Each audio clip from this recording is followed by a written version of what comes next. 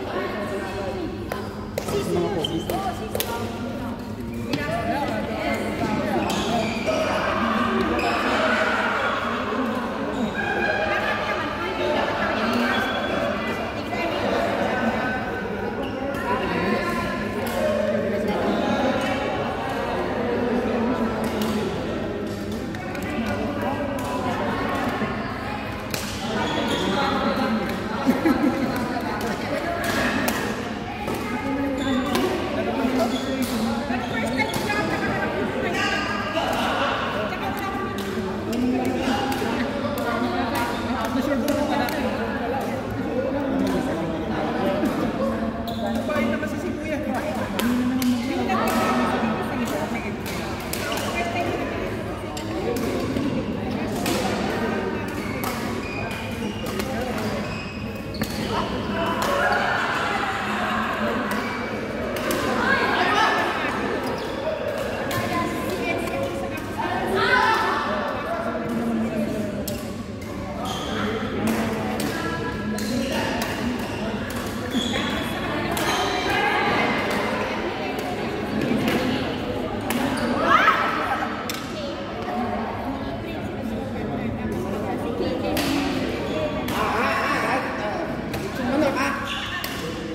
kasi ano. Saan yung kapatid ko?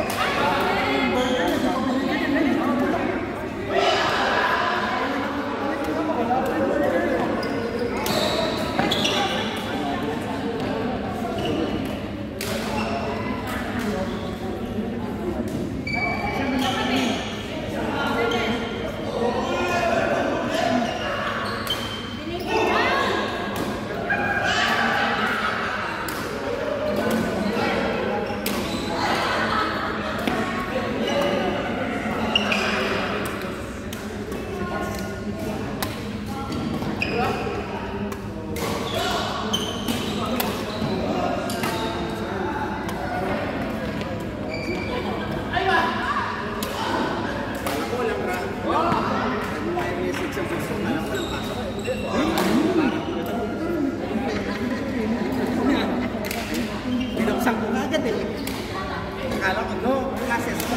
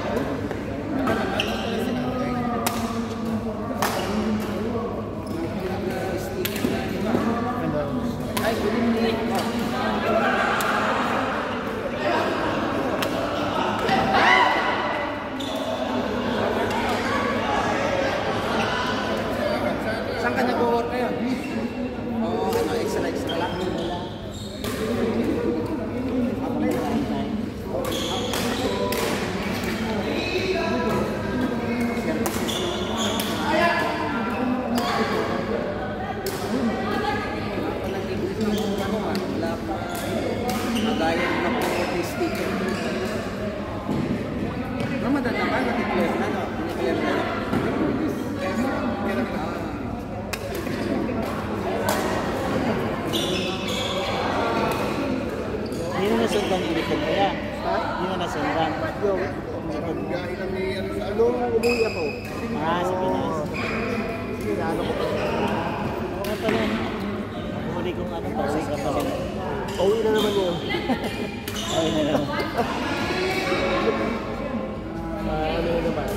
Punta naman natin para hindi magano.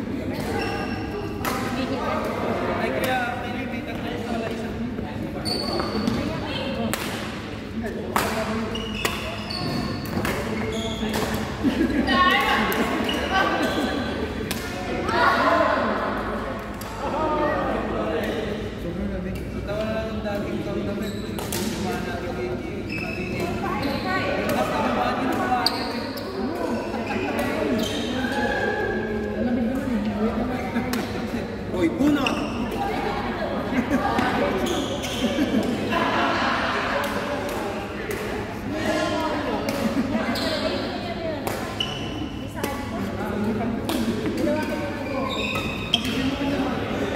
Oh, pasit tayo ha. Bumalik na si ano. Joel, oh, jump burger. Ang dalawa ni Bibi ha.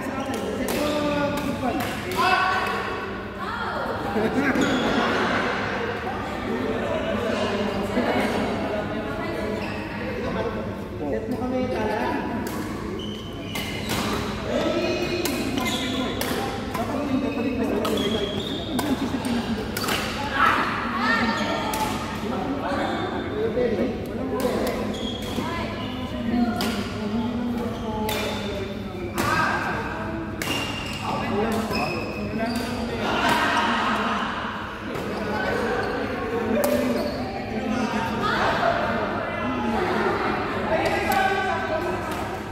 Ayos ka, talo kinig ng babae ah.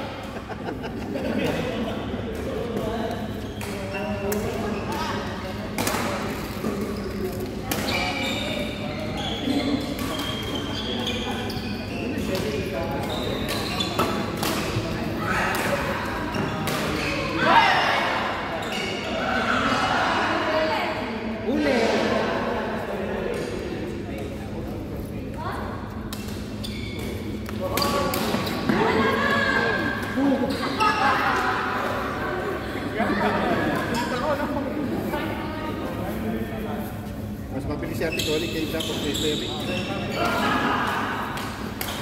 Oh, ito ka.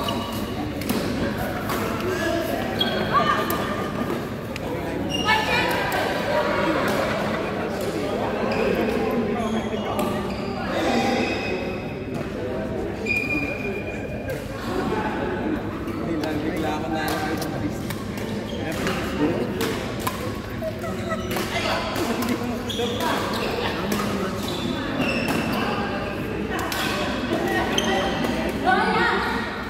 Go!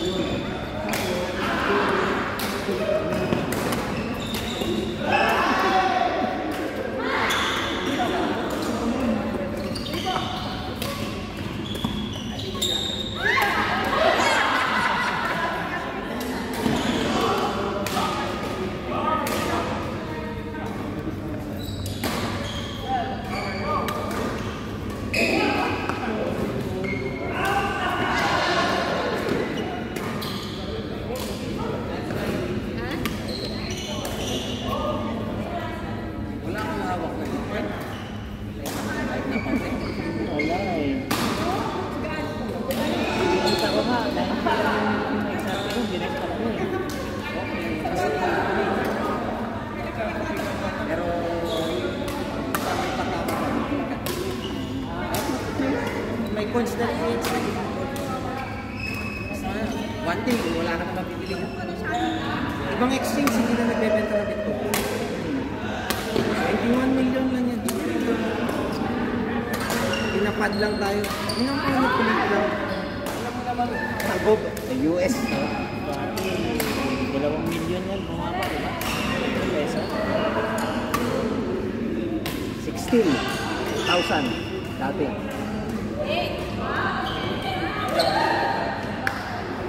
Hindi ka, kahit na magkano lang. Bumaba ba ngayon? Oo, nag-79. 79K. Bababa nila yan dahil gusto nilang takutin yung mga tao. Ganyan lang yan. Port. Kasi halos ang may hawak ng Bitcoin, mga tao wala sa ano. Pagbabago talaga presidente. Hindi, pro-crypto kasi. Eh ngayon, gustong gawin na reserve. Ayaw lang sabing na reserve, pero nire-reserve nila.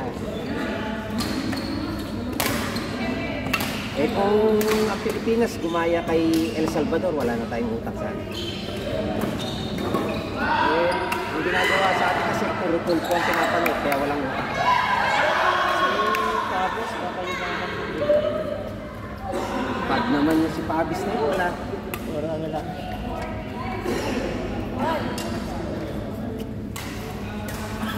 Kung nanonood ka, sila Tito Vlog, sila Crypto Miner, Miranda Miner, yan yung mga legit talaga na nagtuturo paano mag-trade. Hindi yung nagsishil ng ano-ano meme.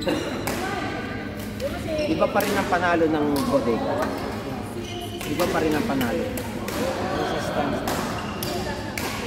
Kasi kung umaasa ka dun sa mga ano, pwede eh. Why not? Pero paano ka lang natin?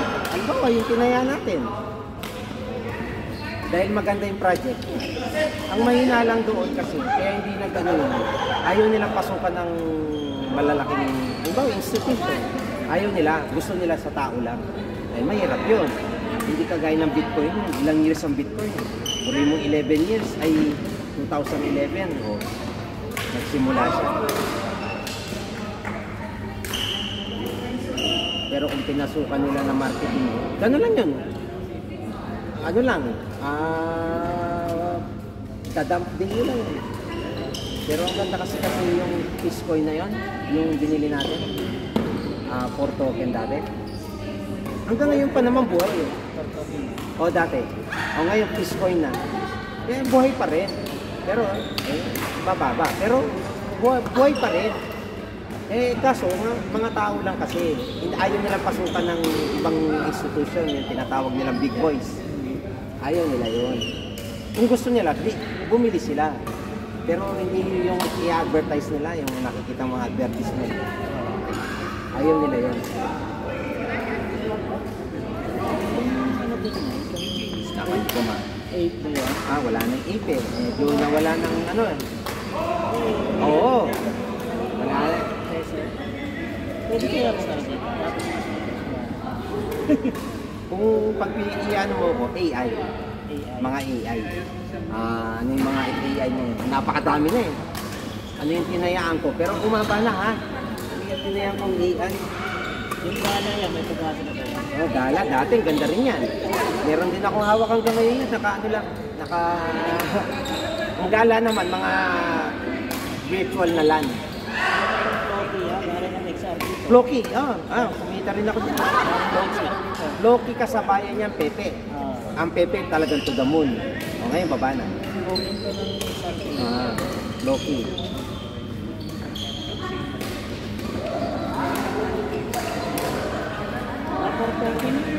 Meron pa. Pero hindi na yan cheap. Nag-ano na sila, na-migrate na sila na Peace token. Peace coin. Peace coin na yun. Meron pa rin tayong hawak na ganyan. Pag nagtudamon yan. Ayun. May hawak pa rin tayo doon. Puro meme coin ng hawak. Hindi ko makita pero... TRX natin na ano. TRX, ganda rin sana yan. Kaso, Tron yan, di ba Tron? Frozen ang dito magbuwa. Bakit? Nag-dump yan eh. Nakikita mo pa rin yung wala na. Pag nag-dump na yon.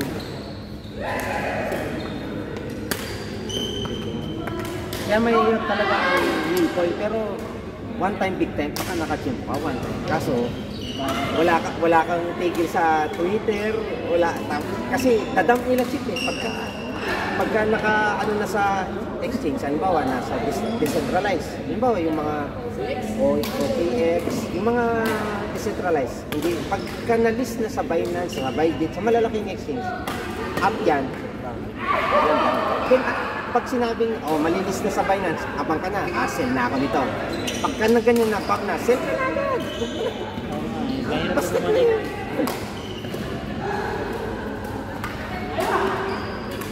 din? Trump coin. May meron yan. Yung konti. Wala. Kala ko noon, nahack yata. Bakit nag-seal ng coin to? Kala ko nag-hack. Yung pala coin niya talaga. Hindi ako bumili. Bakit ba ito? Isang inagot. Kaya maya tank. Kala ko lang na-hack. Yung account ang Twitter niya. Alam niya talaga. Chip.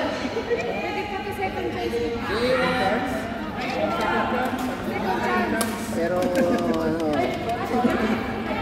gano'n ka ng Bitcoin kahit na konti. Ipon mo. 500 mo na ngayon. Sa sweldo, kung may extra, 500 piso. Alam ko sa makakabili ka ng 100, no? Sa coins na kahit na magkano. Yun lang nga. Dapat gamit mo pro. Coins that yung pro. Kasi mahal ang ano niya sa regular, yung sa app. Mag-login ka sa coins.pro. So ka mag-login.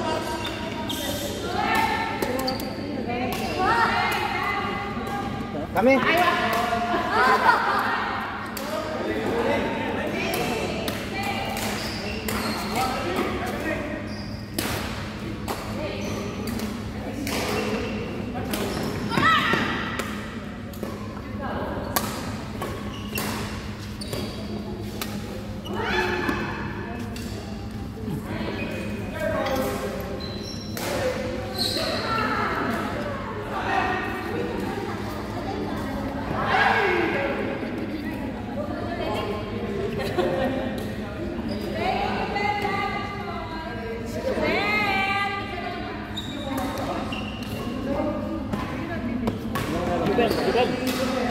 Jubel! Kala ko,